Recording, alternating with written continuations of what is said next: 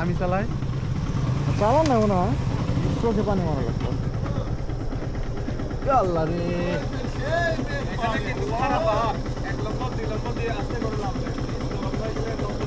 ভাই গাড়ি কিন্তু আপনি চালাবেন না, তাই না? না না, এই ওই জিপটা নিব তো। বন্ধ করে আয়, এটা তো কোনো ইঞ্জিন ব্রেকিং আছে।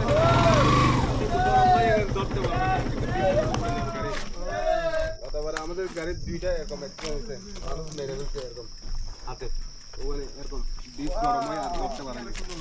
আস্তে করে চালাবে, ঠিক আছে ঠিক আছে, এরকম লাগানো।